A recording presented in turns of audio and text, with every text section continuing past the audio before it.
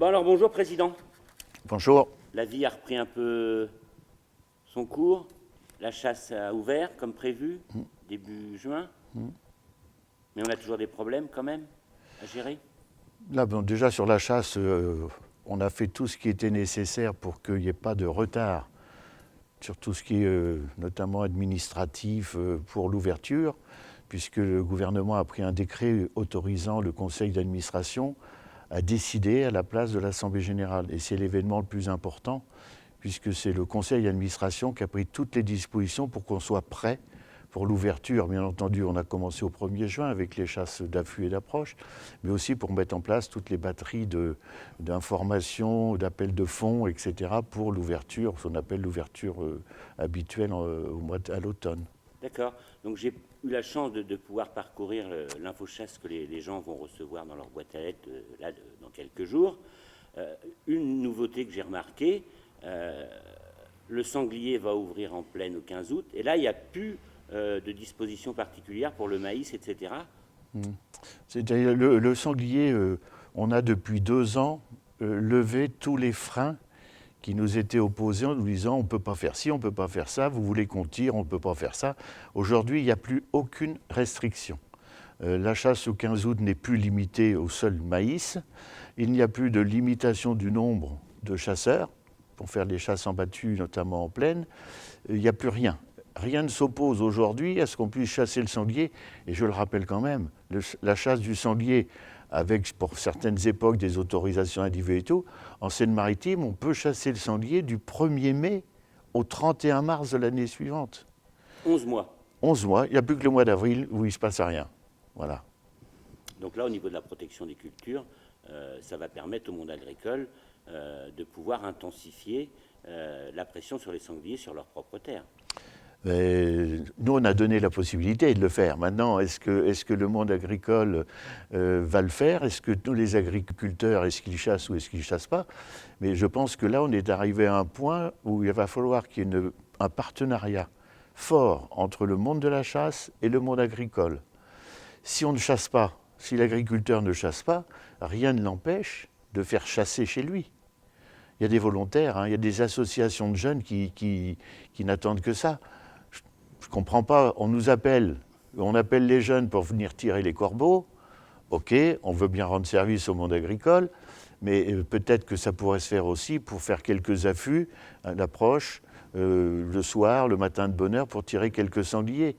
Parce qu'avec ce genre de tir, on fait quoi? D'abord, on prélève, même si c'est minime, mais on crée un climat d'insécurité pour le sanglier en plaine. Le sanglier n'a rien à faire en plaine. Donc il faut qu'on lui mène la vie dure en plaine, hein, pour qu'il rentre chez lui au bois.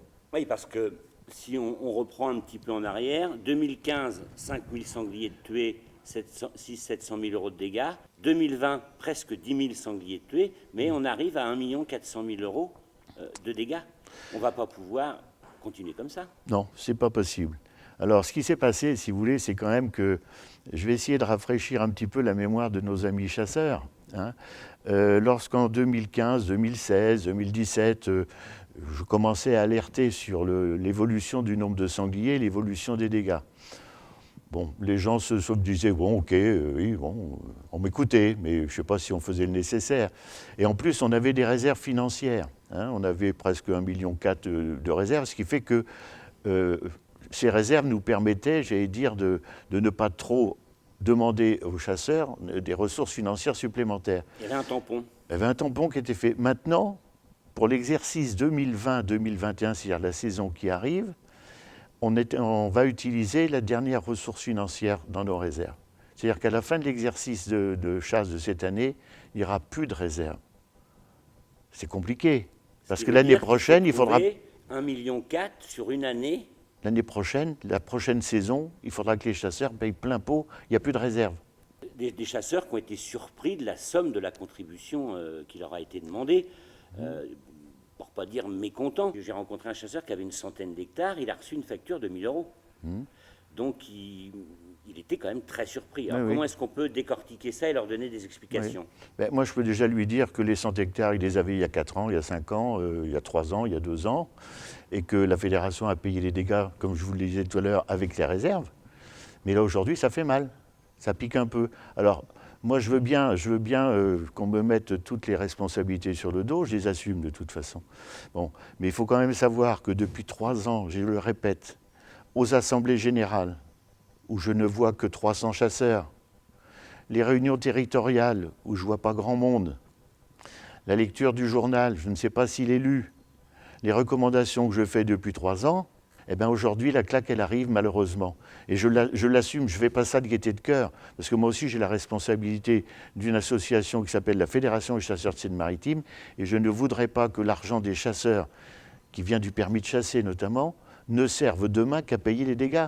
Imaginez aujourd'hui un jeune qui passe son permis de chasser. Il est plein de fougue, comme nous on l'était quand on était jeune et tout. Mais moi, j'ai peur que ce gamin-là, sa chasse ne se résume qu'à payer les dégâts de sanglier. C'est intolérable. Donc il va falloir trouver une solution. Aujourd'hui, on est dans le curatif. J'ai un problème financier à régler, on va le régler. Mais demain, faut trouver une autre solution. Il faut qu'on aille vers la prévention. On peut en parler si vous voulez. Hein. Ouais, ce même chasseur me disait avoir été rencontrer son voisin agriculteur en lui disant est-ce que je pourrais me poster chez moi en limite du bois pour tirer des sangliers à l'affût en plaine, là, au mois de juin, juillet. L'agriculteur a dit non. Je sais pas, je pense que c'est pas une bonne solution, une bonne conduite. Bon, je vais pas non plus jeter la pierre au monde agricole qui doit vivre de son travail. Bon, un agriculteur n'est pas fait pour vivre des indemnisations payées par la fédération. Mais je pense qu'il va falloir mettre en place un système de partenariat. À savoir qu'on peut mettre un système de partenariat en disant on surveille ces cultures et dès l'apparition des premiers dégâts, on intervient pour éviter de dire à la veille de l'ensilage, il faut venir voir parce que j'ai des dégâts, par exemple. Hein, il faut peut-être à certains endroits, même si ce n'est pas la solution idéale, mettre quelques protections de clôture provisoire, notamment au moment des semis. Ensuite, on les enlève lorsque le maïs est sorti. On peut, j'allais dire, se mettre d'accord pour que, avec les chasseurs du coin, il y ait des veilles qui soient mises en place, notamment pour faire ces fameux tirs d'affût et d'approche. Je disais tout à l'heure, le tir d'affût et d'approche crée de l'insécurité dans les compagnies de sangliers. Il faut le faire, ça. Il n'y en a sûrement pas assez. Ben non, il n'y en a pas assez. Il n'y en a pas assez. Aujourd'hui, je sais qu'il y a beaucoup de gens qui demandent le tir d'affût et d'approche, mais je ne sais pas encore s'il y a beaucoup de sangliers tués, je le verrai. L'objectif, ce n'est pas de mettre les chasseurs et le monde agricole l'un contre Non, l'autre, mais non. Un autre chasseur me disait, les agriculteurs, quand ils veulent se faire rembourser quand il y a de la grêle, ils paient une cotisation. Pour les dégâts de sanglier, il n'y a pas de cotisation et il y a une indemnisation. Non, alors pour les dégâts de sanglier, il n'y a pas de cotisation. Il y a quand même une loi qui existe d'indemnisation. Et comme pour les assurances, puisque vous citez les assurances, parfois il peut y avoir des abattements aussi. Ils sont prévus dans la loi, les abattements.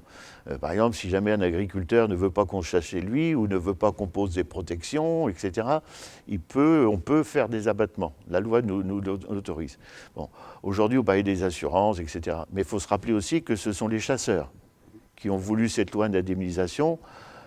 Est-ce qu'elle correspond encore à l'actualité ? Je ne pense pas.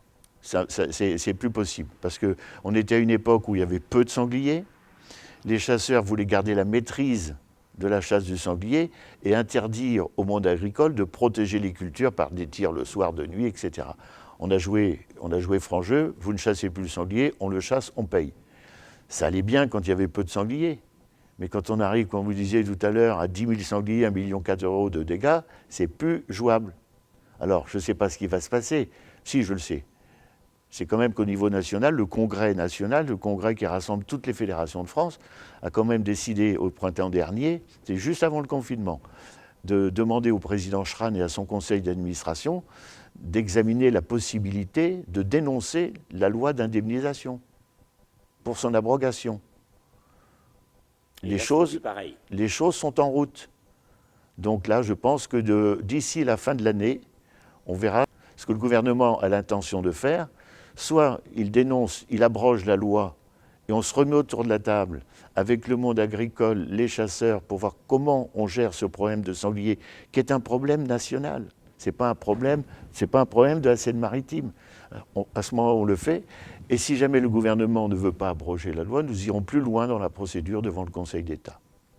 J'ai vu aussi qu'il y a une nouvelle mesure qui a été mise en place là en parcourant l'infochasse, c'est que la plaine va participer un peu plus avec une petite cotisation forfaitaire pour pouvoir chasser en plaine. Oui. Oui, parce que bon, ça vient des débats que nous avons eus dans les réunions de secteur qu'on a pu faire juste avant le confinement. Et parmi toutes les observations faites par les chasseurs, il y avait celle de dire oui, mais il y a 10 ou 12 ou 15% de sangliers prélevés en plaine, et puis la plaine, ils ne payent rien. Bon, c'est toujours l'éternel problème entre la plaine et le bois. Bon, donc on a instauré cette année ce carnet de chasse, la validation de ce carnet de chasse pour chasser le sanglier en plaine, avec une contribution minime qui est de 35 €, non pas par chasseur, non pas par territoire, mais par demandeur de plan. Il y aura toutes les explications claires dans le prochain journal, où là, un gros dossier est consacré à ce problème des dégâts. On explique la situation financière, les mesures qui ont été prises par le conseil d'administration, et aussi, on a remis, pour que les gens puissent voir où ça se situe, les dégâts, on a remis les zones par zone de gestion sanglier, les surfaces détruites et le montant de l'indemnisation et le nom de l'agriculteur ou de la société qui a bénéficié de ces indemnités. J'ai vu également aussi qu'on a maintenant des zones de plaine, notamment de bord de falaise, où il y a des dégâts considérables. Ah oui, alors là, à ce moment-là, on évoque ce fameux principe de dire il y a des zones non chassées. Alors, il y a des zones non chassées parce que c'est difficile, vous évoquez les falaises, et là c'est évident que pour des raisons de sécurité, c'est pas facile. Il y a les zones non chassées pour des massifs forestiers, parfois en proximité de villes, agglomérations. Il y a des gens aussi qui ne chassent pas assez, parce que la chasse en Seine-Maritime, il n'y a pas d'ACA, il n'y a pas de société. Bon, bien sûr, il y a des groupements informels de chasseurs, mais un propriétaire privé, il chasse 2-3 fois parce que bon, et puis voilà, il répond à quelques invitations, il invite des copains et ça s'arrête là.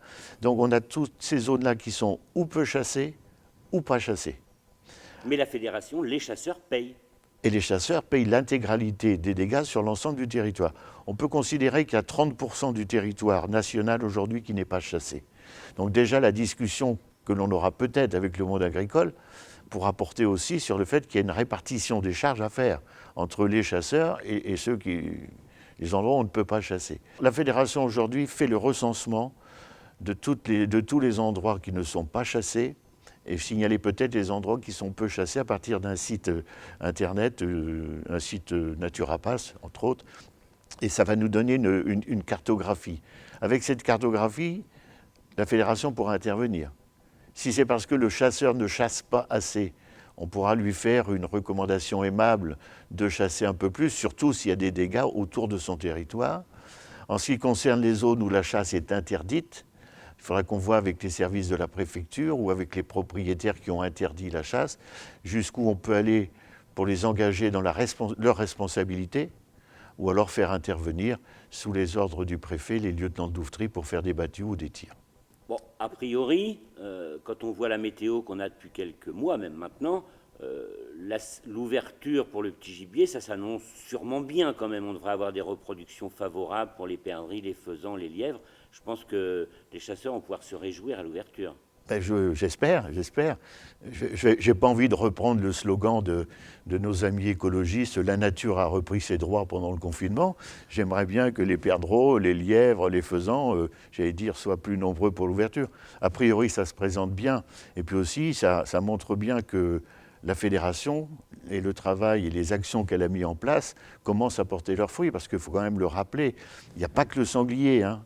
Il n'y a pas que le sanglier. Et quand je disais tout à l'heure, je ne veux pas que le sanglier vienne polluer l'ensemble des politiques de la fédération, c'est bien pour ça. On a une politique de petit gibier en Seine-Maritime avec les perdrix pour des opérations de renforcement, avec les adoptions, c'est quelque chose d'extraordinaire. Une politique de faisans qui marche très bien. Je parle de lâcher d'oiseaux avant la chasse à partir de souches sauvages. Oui. Ce n'est pas du lâcher de tir. On est bien d'accord avec des plans de chasse et des plans de gestion derrière. Le lièvre, je crois qu'il doit y en avoir. J'ai un indice. Hein. L'indice aujourd'hui, qui n'est pas un indice officiel, mais moi l'indice, c'est celui des lièvres que je vois écrasés sur la route. Et j'en vois de plus en plus. Donc pour moi, c'est un... Bon, c'est dommage pour les lièvres qui sont écrasés, mais c'est un indice qu'il y a une population importante. Donc on a une fédération aujourd'hui qui, j'ai dire, a la chance d'avoir tous les modes de chasse. petit gibier, on s'en occupe, on met beaucoup d'argent, on a des GIC qui travaillent énormément, on a quand même, si on n'a pas de société de chasse, on a quand même plus de 50 GIC qui font le boulot sur le terrain. Bon, on a de la chance d'avoir du grand gibier qui nous pose quelques soucis aujourd'hui, mais je pense que les chasseurs vont bien comprendre, et je souhaite que d'ici 2 ans, on soit revenu à une situation normale, de façon à ce qu'on ne m'impose pas des mesures que j'estime pas valables. Hein. Je pense qu'on veut nous imposer la suppression de l'agrainage. On en rediscutera plus tard certainement. Donc voilà, donc je dis, il y a une note d'optimisme quand même qu'il faut garder. La chasse, elle va ouvrir. Il n'y a pas de conditions particulières au niveau du problème sanitaire. On a une activité de plein air. C'est quand même moins risqué qu'une salle de théâtre. D'accord. En plus, bon, bien sûr, il peut y avoir les repas de chasse, etc. Mais les repas de chasse, je veux dire, aujourd'hui, il y a des repas de famille. Je pense que ce que nous avons appris pendant le confinement, il faut le garder en tête sur les mesures de protection, les distanciations, etc. On se donnera des coups de coude, on se donnera des coups de pied, on se fera plus la bise, mais c'est pas grave. Le principal, c'est qu'on retrouve les copains. Un dernier mot, donc, ce qu'on a vécu ces derniers mois, là, sur la chasse bashing, où notre président national a été... de manière très virulente, attaqué par des antichasses. C'est en train de déraper tout ça, non? Il y a un problème entre la ville et la campagne, là, non? Ah ben, je ne sais pas si c'est la ville ou la campagne, c'est un groupuscule de gens virulents, voire maintenant de plus en plus violents, qui ne supportent plus rien. Et ce n'est pas uniquement pour la chasse. Hein. Vous voyez ce qui se passe aujourd'hui par rapport à d'autres problèmes qui ont pu avoir lieu dans l'histoire de la France. Aujourd'hui, on assiste à des choses complètement aberrantes. Le chasse-bashing, c'est un gros problème auquel le législateur va devoir répondre. Il va répondre notamment par une loi certainement sur l'obstruction à la chasse. Ensuite, il faut quand même savoir que le président Willy Schran et la Fédération nationale vont porter plainte contre toutes ces personnes identifiées, que ce soit des parlementaires ou des gens du showbiz, porter plainte contre eux pour tous les propos diffamatoires qu'ils ont tenus. Ensuite, ceux qui ont été repérés sur les réseaux sociaux, même chose. Il y a plus d'une centaine de plaintes qui ont été déposées et la Fédération nationale entend bien aller jusqu'au bout. J'ai lu aussi dans les réseaux sociaux qu'il y a une 60aine de députés qui ont signé une pétition pour l'interdiction des chasses traditionnelles. Oui. 62 parlementaires. Il y en a de Seine-Maritime. Ah bon? Oui, il y en a de Seine-Maritime. D'ailleurs, je dois les rencontrer prochainement pour leur demander pourquoi cette signature. Mais moi, ce qui me fait le plus plaisir, c'est que parallèlement, il y a plus de 100 parlementaires qui ont signé un manifeste pour la ruralité, pour, j'allais dire, ce qui se passe dans le milieu rural. Ce que l'on fait, c'est légitime. Il y a la loi qui nous autorise à chasser. Et il faut arrêter, comme disait, je crois que c'est Pompidou qui disait ça, arrêter d'emmerder les Français.